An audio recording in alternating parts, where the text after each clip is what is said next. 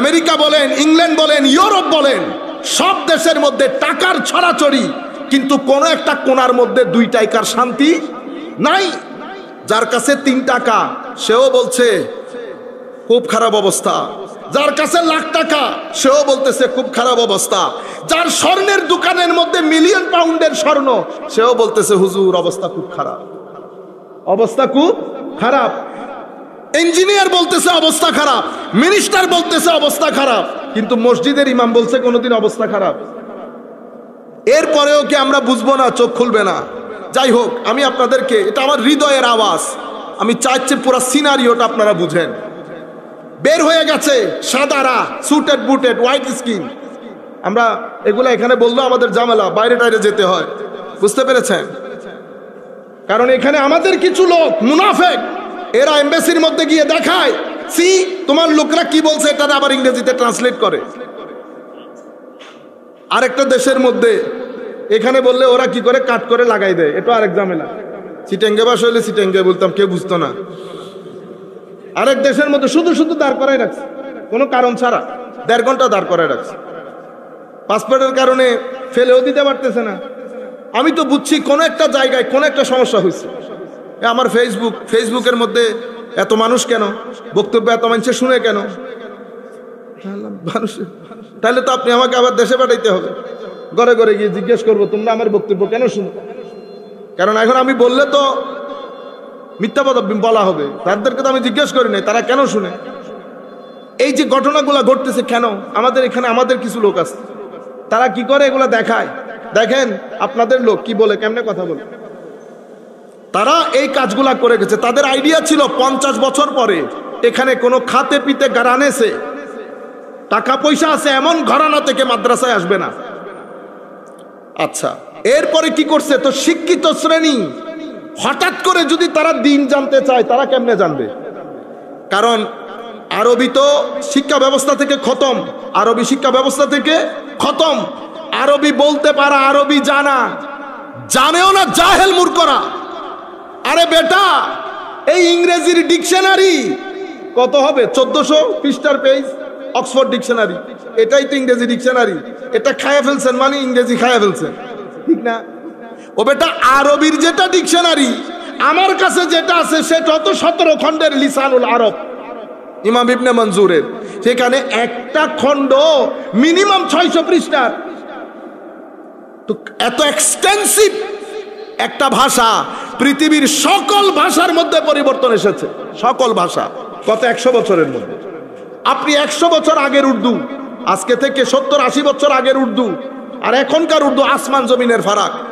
বাংলা আসমান জমিনের ফারাক। সমস্ত ভাষার মধ্যে পরিবর্তন এসেছে, এক ভাষার মধ্যে পরিবর্তন আসে নাই, সেটা আমাদের আরবি ভাষা। কেন? আমার নবীর জিন্দা মুজিজা। আরবির মধ্যে পরিবর্তন আসলে তাইলে কোরআন আর মানুষের ভাষার মধ্যে হেরফের হয়ে যাবে। কোরআনের মুজিজা দেখেন, এটা বলে এজাজুল কোরআন। কোরআন যে মুজিজা, একটা জায়গার মধ্যে আমি আমাদের লোকাল এমপিকে বুঝাইতে চাচ্ছিলাম, এই কোরআন মানে আমি কেমনে বুঝবো এটা মুজিজা? আল্লাহ বেটা সব বাদ দে, পৃথিবীর সমস্ত ভাষা তারে বলতেছি, তুই জানোস চাউসারিয়ান ইংলিশ বলে। কি ইংলিশ? চাউসারিয়ান ইংলিশ।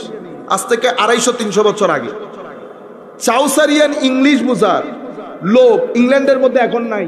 শেষ যিনি চাউসারিয়ান ইংলিশ বুঝতেন উনি গত 2 বছর আগে মারা গেছেন।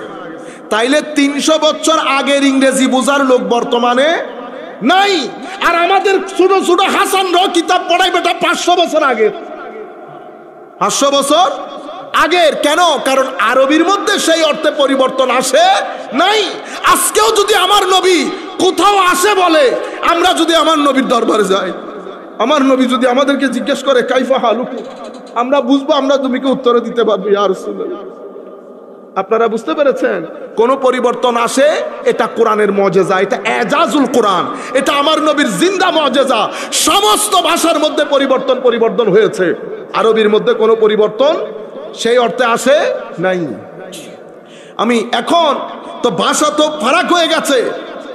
আধুনিক শিক্ষিত যারা, তারা যদি ইংরেজি এই ধর্ম শিখতে চায়, তারা কেমনে শিখবে? ওই গবেষণা সেল থেকে ইংরেজিতে আমার নবীর ইতিহাস, মুসলমানদের ইতিহাস, ইসলামিক আইন, ইসলামিক তাসাব্বুফ, এই সুন্নাহ এগুলার উপর কিতাব লিখছে। কিতাবের নামগুলা কত সুন্দর সুন্দর দেখেন। The origin of Mohammedan jurisprudence, the origin of Mohammedan jurisprudence. এটা যে বিয়াদবে লিখছে, নামে বোঝা যাইতেছে না। মোহামেডান জুরিসপ্রুডেন্স, ও মোহামেডান মানে মোহাম্মদ সাল্লাল্লাহু আলাইহি ওয়াসাল্লাম। দ্য অরিজিন মানে শিকড়, অর্থাৎ মোহাম্মদের আইনের আসল, যেটাকে আমরা উসুল বলি, শিকড়, অরিজিন। আমরা কি এটা মোহামেডান বলি? আমরা ঈসা আলাইহিস সালামের নাম নেওয়ার সময় সম্মানের সাথে যা লিখি, সম্মানের সাথে না। তো এটা যে বিয়াদবে লিখছে, বোঝার কোনো উপায়, এটা আর আমার চিন্তা করতে হবে। লিখছে an introduction to Islamic law, আমাদের লোকজন পড়ে। আপনারা যারা টকশোতে দেখেন লোকজন ধর্ম নিয়ে অ্যানালাইসিস করতেছে, সব এই কিতাবগুলা থেকে নেওয়া। কি লেখছে দেখেন, problem of Muslim jurisprudence, the concept of সুন্নাহ। লিখতে আপনি দেখবেন, ওয়াও, আপনারা তো মনে করবেন আমরা, আমাদের যারা স্কলার, যারা টিভিতে টকশো করেন, ওনারা মনে করেন কি ওয়াও কত দারুণ লেখা। সমস্ত কিতাবের সামারি দেখেন, সামারি। আপনি যদি আমাকে বলেন হুজুর এরা কি বুঝাইতে চাইছে, এদের থিসিস তিনটা। প্রথম বলতেছে মুসলমানদের যে আইন, যেটাকে ওরা ফিকহে ইসলামী বলে, ইসলামিক ফিক। আমাদের যারা লামাজহাবি, ইনারও, আমি রিকোয়েস্ট করবো আপনারা একটু শুনে দেখেন। ফিকহে ইসলামী এটা মুহাম্মদ সাল্লাল্লাহু আলাইহি ওয়াসাল্লামের দেওয়া কোনো কিছু না। এটা তো মুসলমান আলেমরা পরবর্তীতে ইহুদি আইন, খ্রিস্টান আইন, আরবদের অজ্ঞতার যুগে বিভিন্ন আইন, রোমান আইন, সবকিছুকে নিয়ে গসা মাজা করে মুসলমান আইন বলে চালাই দিছে। দেখছেন না কি সুন্দর? মানি আমাদের কিছুই নাই। আমরা বালি কিনছি আমার কাকা থেকে, সিমেন্ট কিনছি এর কাছ থেকে, মিস্ত্রি ভাড়া করছি এখান থেকে, ইট নিছি আরেকজনের কাছ থেকে, সবকিছু নিয়ে আমরা আমাদের ঘর বানাইছি। আমাদের কোনো কিছু নাই। তো ইনারা যখন এগুলা পড়েন, আমাদের শিক্ষিত শ্রেণী, তো ওনারা মনে করেন হ্যাঁ এটাই তো ঠিক, এটা ইহুদি আইন, এটা খ্রিস্টান আইন, এটা রোমান আইন। কারণ উনি যার চোখ দিয়ে ধর্মকে দেখতেছেন, সেই ব্যক্তি আমার নবীর নবুয়তি বিশ্বাস করে না। সেই ব্যক্তি আমার নবীর নবুয়তি বিশ্বাস করে না। আমি যখন এই কথা একজনকে বলছি, না গবেষকের গবেষণা তো, তখন আমি ওনারে বলছি, ভাইজান জামাত ইসলাম যদি বাংলাদেশের ইতিহাসের বই লিখে আপনি পড়বেন? একই যুক্তি যদি আমি আপনাকে দেই যে গবেষকের গবেষণা পড়ে দেখেন না, চুপ হয়ে গেছে। আপনারা বুঝতে পেরেছেন? আচ্ছা, এরপরে কি? এরপরে হচ্ছে মুসলমানদের মধ্যে তাসাব্বুফ বা সুফিবাদ, এগুলো আসলে মুসলমানদের মধ্যে, কোরআন সুন্নাহর মধ্যে কিছু নাই। এটা তো মুসলমানদের মৌলবীরা পরবর্তীতে খ্রিস্টান থেকে, হিন্দু ধর্ম থেকে, ইহুদি থেকে নিয়ে এটাকে আত-তাসাউফুল ইসলামী বলে চালাই দিছে। বলে 2, 3, মুসলমানরা যেগুলাকে সুন্নাহ বলে, সুন্নাহ আসলে এটা নবীর যুগে না, ইভেন সাহাবীর যুগেও, কম্পানিয়নদের যুগেও সুন্নাহ মানে হচ্ছে তরিকা। শব্দের অর্থ দিয়ে খেলা দেখেন, তরিকা। এগুলাকে মুসলমানরা বর্তমানে সুন্নাহ বলে যেটা বুঝায়, সেটা তো পরবর্তী যুগের আলেমরা এটা তৈরি করেছে। এবং এই ক্ষেত্রে প্রধান আর্কিটেক্ট শাফেঈ, প্রধান আর্কিটেক্টকে ইমাম শাফেঈ। তার মানে এখন তারা কি, তাদের উদ্দেশ্য কি? কথা বলার উদ্দেশ্য হচ্ছে আমাদের এখানে হাদিসে রাসূলের কোনো লিগ্যাল, আইনগত কোনো ভিত্তি নাই। এটাকে আমরা মুনকিরিনে হুজ্জিয়তে সুন্নাহ বলি, মানে আমার নবীর সুন্নতের অথরিটিকে অস্বীকার করা।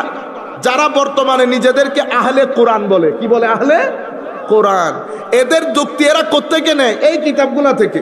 কিন্তু ডিবেট করার সময় কথাগুলো এমন ভাবে বলে যেন নিজে নিজে লেখাপড়া করে নিজেরা বলতেছে সব কিছু। আমি একজনের বক্তব্য শুনে মনে মনে হাসতেছি। সব কিছু জোসেফ শেখ, আমরা কালকে হাসানদেরকে বলছি, জোসেফ শেখের কিতাব থেকে পড়ে পড়ে ডিবেট করে, ফাজিলের ফাজিল। আপনারা বুঝতে পারছেন? কোন আলেম কখনো আমার নবীর হাদিসের হুজ্জিয়তকে অস্বীকার করছে? কোন আলেম করে নাই, সব সাধারণ শ্রেণী। এটাই হচ্ছে ওদের থিসিস, সাধারণ মাইন্ডকে কনফিউজ করার জন্য, সাধারণ মাইন্ডকে কনফিউজ করার জন্য। এখন আমাদের এই ভাইয়েরা যখন, আধুনিক শিক্ষার ভাইয়েরা যখন এগুলা পড়ে, তারা কনফিউজড হয়। তারা যখন আমার নবীর জীবনী জানবেন, কোত্থেকে জানবেন? ইংরেজি সোর্স থেকে। আপনারা বুঝতে পেরেছেন সফলতা কোথায় এসেছে? সফলতা এসেছে ওনারা যেটা করতে চেয়েছেন সেটা হয়ে গেছে। এখন আমরা আমাদের ঘর থেকে মাদ্রাসায় কাউকে দেই না। আজকে আপনারা যে এতিমখানা করেছেন, ঠিক আছে, আল্লাহ রাব্বুল আলামিন আপনাদেরকে জাযায়ে খের দান করুক। আমরা দ্বীনের খেদমতের ভার এদের উপর ছেড়ে দিয়েছি। আমরা নিজেদের ছেলেপুলে এই জায়গার মধ্যে দেই না। অথচ প্রত্যেক এলাকার ভালো ভালো পরিবার থেকে 2-3টা ছেলে যদি এখানে দিতেন, সমাজের সুরত পরিবর্তন হয়ে যেত। আমাকে একজন বলছেন, তাইলে এখন কি করতে হবে? আল্লাহ 50টা বছর লাগবে শুধু। আপনি ভালো ভালো পরিবার থেকে ছেলেদেরকে মাদ্রাসায় পড়ান, দেশে বিদেশে লেখাপড়া করান, 50 বছর পরে বাংলাদেশের পরিস্থিতি পরিবর্তন হয়ে যাবে। তখন এই ছেলেগুলাকে যখন টকশোতে বসাবেন, টকশোর মধ্যে ঝড় তৈরি হবে, কারণ এরা ইংরেজি, উর্দু, আরবি 3মুখী ভাষা বলবে, আপনি কন্ট্রোল করতে পারবেন না। এখন আপনারা কি করেন? ইংরেজি বলে জারি মারলে আমাদের ভাইগুলা ভয় পেয়ে যায়।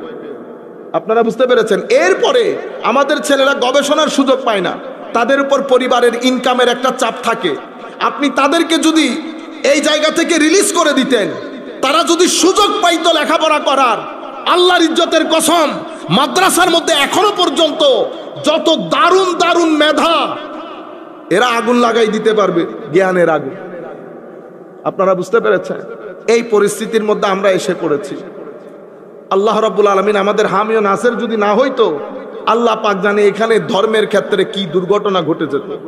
সুফিয়ায়ে কেরামের বদৌলতে, আল্লাহ রসুলের নেগাহে করমে আমরা এখন এই অবস্থার মধ্যে আছি। এবং মাহফিলগুলার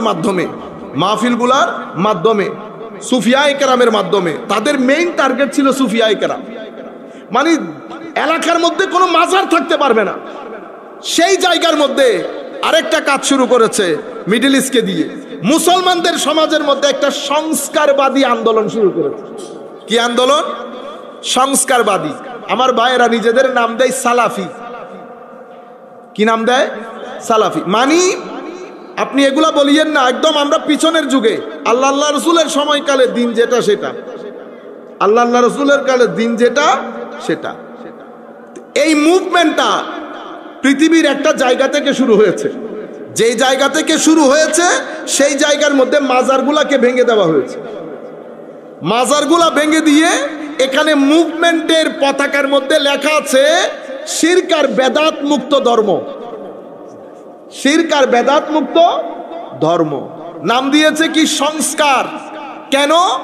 মুসলমানদের মধ্যে শিরক আর বেদাত ঢুকে গেছে, মূল কনসেপ্ট কিন্তু আমাদের না, এই কনসেপ্টও বাইরের। কেন? এটাকে আমরা ইংরেজিতে পিউরিটান মুভমেন্ট বলি। কি মুভমেন্ট? Puritan movement. খ্রিস্টানরা করেছে। কি করেছে? খ্রিস্টানদের মধ্যে পাদ্রীরা যা বলতো তা ধর্ম, পাদ্রীরা যা বলতো তা ধর্ম। ওখানে তো আর কোরআন সুন্নাহ নাই, মিলাই দেখবেন। পাদ্রীরা যদি বলে ডানে যাইতে, আপনি ডানে যাইতে বাধ্য, ডানে যাওয়া ফরজ। যদি আপনি পাদ্রীর ডানে যাওয়ার বিরুদ্ধে কথা বলেন, তাইলে তো আপনার বিরুদ্ধে ধর্মদ্রোহিতার কেস জানা হয়। বুঝতে পেরেছেন? জানাই ফেলবে দরকার হলে। সেই কারণে সেই জায়গার মধ্যে একটা মুভমেন্ট শুরু হয়, পিউরিটান মুভমেন্ট। আমরা সংস্কার চাই ধর্মের, একই কনসেপ্টে আমাদের এখানেও শুরু হয়েছে। কিন্তু খ্রিস্টানরা যে সমস্যায় পড়েছে সেই সমস্যা মুসলমানদের মধ্যে কখনো হয় নাই। কেন? কারণ আমার নবী ধর্মের সোর্স করে দিয়েছে 3টা। কয়টা? আপনারা 4টা বলেন, আসলে তো 4টা, কিন্তু আমি মৌলিকভাবে বুঝাইতে চাচ্ছি। কোরআন, সুন্নাহ এবং কে? উলামা। উলামা। আপনারা আলেমদের বিরুদ্ধে লেগে থাকেন, আলেম বাদ দেন। ও বেটা, আলেম বাদ দিলে কোরআনের আয়াত বাদ দিতে হবে। আল্লাহ বলতেছেন ইয়া আইয়ুহাল্লাযীনা আমানু আতিউল্লাহ ওয়া আতিউর রাসূল। এরপরে কি? ওয়া উলিল আমরি মিনকুম। আল্লাহ, রাসূল, উলিল আমর। এখন উলিল আমর কে? তো উলিল আমর কে এটা আপনি বলবেন না? আপনি বলতে হবে না, এটা আমি কোরআনকে জিজ্ঞেস করব, এরপর হাদিসকে জিজ্ঞেস করব। কোরআনে পাকের মধ্যে এক্সপার্ট যারা, তাদেরকে কোরআন এক জায়গায় বলেছে আহলুজ জিক্র। কে বলেছে? আহলুস, ফাসআলু আহলাজ জিক্র ইন কুনতুম লা তা'লামুন। না বুঝলে যারা আহলুজ জিক্র, আহলুজ জিক্র আহলুল ইলম না মাওলা, আহলুল ইলম, কিন্তু আহলুল ইলম যে একটা উপরে কেন? কারণ আহলুল ইলম যারা, সমস্ত আলেম উপকারী হয় না। এখানে কোরআন, সুন্নাহ, উলামা, উলামাদেরকে আহলুজ জিকির বলা হয়েছে। আবার আরেক জায়গায় বলছে ইন্নামা ইয়াখশাল্লাহ মিন ইবাদিহিল উলামা, আলেমরাই আল্লাহকে ভয় করে। আরেক জায়গায় বলেছে কুনু রব্বানিয়িন, তোমরা রব্বানি হও। তো রব্বানি কারা? আল উলামা ওয়াল আল উলামা ও ফুকাহা, যাদের ভিতরে, যাদের মেজাজের মধ্যে ভদ্রতা আছে, এলমের মধ্যে গভীরতা আছে, তাদেরকে রব্বানি বলে। সর্বসাকুল্যে আমার নবীর হাদিসের মধ্যে বলে গেছে, আমি যাওয়ার পরে আমার উম্মতের আলেমরা থাকবে, এরা আমার এলমের ওয়ারিস। তো এরা কি করবে? কোরআন সুন্নাহ উলামা, কোরআন সুন্নাহ উলামা। এখন এরা কি করে? এরা ব্যাখ্যা করে। এরা কি করে? ব্যাখ্যা করে। উম্মতের যদি কোনো কিছু বুঝে না আসে, বুঝাই দেয়। যখন সমাজের মধ্যে নতুন নতুন প্রশ্ন তৈরি হয়, এরা প্রশ্নের উত্তর দেয়। এরা প্রশ্নের উত্তর দেয়। তো এরাও আমাদের ধর্মের, আপনি যদি বলেন না ইসলামী শরীয়তের আলোকে বলেন, তো একবার দেখলাম উনি আলেমের কথা বলাতে এই সেইটা উঠছে, সেইটা উঠে বলে কি, আপনাকে বলছি শরীয়তের আলোকে বলতে। হুজুর বলতেছে আমি শরীয়তের আলোকে তো বলতেছি। না না না, কোরআন সুন্নাহ। ও কোরআন শরীয়ত বলতেছে, শরীয়তের চোখ তিনটা। কয় চোখ? শরীয়ত তিন চোখা। কোরআনের এক চোখ, হাদিসের এক চোখ, আলেমের আরেক চোখ। তবে ফারাক হচ্ছে এতটুকু, আলেম কথা যেটা বলবে সেটার একটা ডাইরেক্ট অথবা ইনডাইরেক্ট দলিল কোরআন এবং সুন্নাহ থেকে দিতে হবে একটা। দ্বিতীয় ফারাক হচ্ছে কোরআন এবং সুন্নাহ আনচেঞ্জেবল, অপরিবর্তনীয়, আনচ্যালেঞ্জেবল, কেউ চ্যালেঞ্জ করতে পারবে না, এভারলাস্টিং, সব সময় থাকবে। কোন ধরনের পরিবর্তন, পরিবর্ধন, পরিশোধন, সংযোজন, বিয়োজন, পরিমার্জন কোরআন এবং সুন্নতের ক্ষেত্রে হবে না। উলামা এটা কন্ডিশনাল, চেঞ্জেবল, পরিবর্তনীয়, পরিশোধনীয়, পরিমার্জনীয়, সংযোজন হবে, বিয়োজন হবে সময়ের চাহিদা অনুযায়ী। সেটাকে আপনি আর আমি করব না, সেটা উলামারা করবে, সেটা উলামারা করবেন। যাই হোক, আমাদের এখানে সেই কারণে মুসলমানদের সমাজের মধ্যে কখনো আমাদের ধর্মের মধ্যে কোনো করাপশন ঢুকে নেই। মুসলমানরা এখানে দেওয়াল তৈরি করে দিয়েছে। ইহুদি খ্রিস্টান ধর্ম যেই সমস্যায় ভুগেছে সেটা আমাদের এখানে কখনো আসে নাই। আমাদের এখানে যত সামনের দিকে গেছে নতুন নতুন প্রশ্ন উলামায়ে কেরাম উত্তর দিয়েছে। তো আমরা ধর্মকে দুইভাবে পেয়েছি, কোরআন এবং সুন্নাহ টেক্সট আর আলেমদের ব্যাখ্যা। আলেমদের ব্যাখ্যা দুইটা একসাথে এসেছে। ব্যাখ্যা যদি রুহানি হয় তাসাউফ বলি, ব্যাখ্যা যদি আইন সংক্রান্ত হয় ফিকা বলি, ব্যাখ্যা যদি হাদিস সংক্রান্ত হয় এলমে হাদিস বলি। বর্ণনা সংক্রান্ত হলে এলমে হাদিস, আইন সংক্রান্ত হলে এলমে ফিক, রুহানি সংক্রান্ত হলে এলমে তাসাব্বুফ। তো এই সব কিছু মিলে আপনি যদি বলেন হুজুর সলফ ইসলাম কোনটা, তো সলফ ইসলামের মধ্যে এগুলা সব কিছু মিলে সলফ ইসলাম, কোনোটা বাইরে করতে পারবেন না। কেন? কারণ প্রত্যেক জনের দলিল কোরআন এবং সুন্নত থেকে আসে। যেই কথা বলে কোরআন এবং সুন্নত থেকে বলে, এটা আমাদের ধর্ম। এখন আপনি কি বলতেছেন? আপনি বলতেছেন হুজুর পিছনে যান, আপনি আমারে ঠেলতে ঠেলতে আবার ওই শুরু থেকে নিয়ে যেতে চাচ্ছেন। তো 1300-1400 বছরের এই ডেভেলপমেন্ট এগুলা কোথায় নিয়ে যাব? আপনারা বুঝতে পারছেন? এটা একটা বড় দুর্ঘটনা ঘটেছে। এবং এই সালাফিজম, এই উগ্রবাদিতা, এই উগ্রপন্থা, এটাকে বাংলার সমাজের মধ্যে, পাকিস্তানের মধ্যে, ইন্ডিয়ার মধ্যে এটাকে প্রচার প্রসার করার জন্য, কারণ এই তিন ভূখণ্ড ইসলামের, তুর্কি আর আমাদের এই হিত্তা, এগুলা ইসলামের জন্য অনেক উর্বর ভূমি। কেন? কারণ সুফিয়ায়ে কেরাম এটা চাষাবাদ করেছে। আমরা সেই লোক যারা ওযু ছাড়া কোরআন শরীফ ধরি না, আমরা সেই লোক যারা নামাজ পড়ি না অথচ খেটে খাওয়া লোক, আমল করি না, কিন্তু আমার নবীর নাম শুনলে এমনি চুমা লাগায়। বুঝতে পেরেছেন? তো আমাদেরকে আমার নবীর ইশক মোহাব্বত থেকে বের করার জন্য বেদাতের ফতোয়া জারি করেছে। এটা করতে পারবেন না, এখানে যেতে পারবেন না, এটা আমাদের এখানে অনেক সংস্কৃতি ডেভেলপ করেছে না, সংস্কৃতি ডেভেলপ করেছে। আপনি পুরা এগুলো সবকিছু শূন্য করে ফেলতে চাচ্ছেন।